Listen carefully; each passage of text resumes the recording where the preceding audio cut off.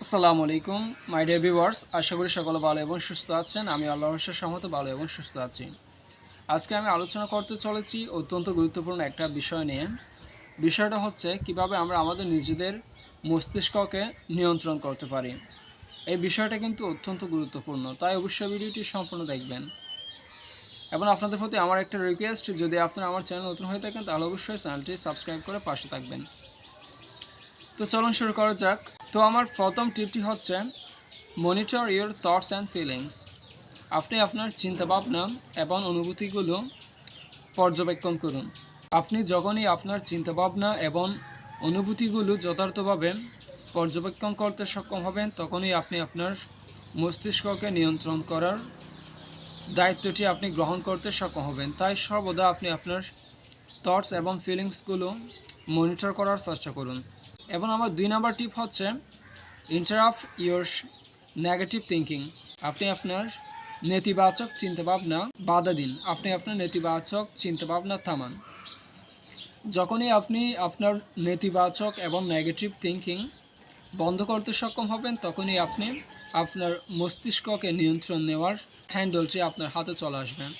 তাই যখনই আপনার মস্তিষ্কে কোনো নেতিবাচক এবং নেগেটিভ চিন্তাভাবনা থিঙ্কিং চলে আসে, তখনই আপনি তা প্রতিহত করুন, তখনই তা আপনি থামান। এবং আমার 3 নম্বর টিপ হচ্ছে nurture your positive feelings and habit. আপনি আপনার ইতিবাচক অনুভূতি এবং অভ্যাসগুলোকে নার্চার করুন, তথা আপনি পরিচর্যা করুন, এগুলোকে আপনি গঠন করার চেষ্টা করুন। যখনই আপনি আপনার পজিটিভ এবং ইতিবাচক চিন্তাভাবনা, অনুভূতি এবং অভ্যাসগুলোকে আপনি পরিচর্যা করবেন, গড়ে তোলার চেষ্টা করবেন, তখনই আপনার নেতিবাচক চিন্তাভাবনাটি পাশ কাটিয়ে চলে যাবে এবং আপনার ক্রমান্বয়ে পজিটিভ হ্যাবিটটি গড়ে উঠবে। তাই সর্বদা চেষ্টা করুন, যখনই আপনার মধ্যে কোনো ধরনের নেতিবাচক চিন্তাভাবনা চলে আসে, তখনই তা আপনি ইন্টারাপ্ট করুন এবং পাশাপাশি আপনার পজিটিভ ফিলিংস, থটস এবং পজিটিভ হ্যাবিটগুলো আপনি গঠন করার চেষ্টা করুন। এবং আমার লাস্ট এবং 4 নম্বর টিপ হচ্ছে মেনটেন ডিসিপ্লিন।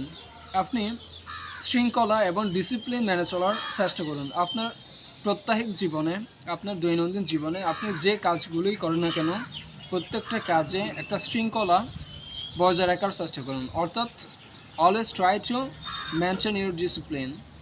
তো আজকে এতটুকু। আমি আপনাদের সাথে যে টিপসগুলো শেয়ার করেছি, যে 4টা টিপস শেয়ার করেছি, এই 4টা টিপস যদি আপনারা যথার্থভাবে অনুসরণ করতে পারেন, তাহলে আমি আশাবাদী অবশ্যই আপনারা আপনাদের মস্তিষ্কের নিয়ন্ত্রণের দায়িত্বটি আপনারা নিজেরাই গ্রহণ করতে সক্ষম হবেন।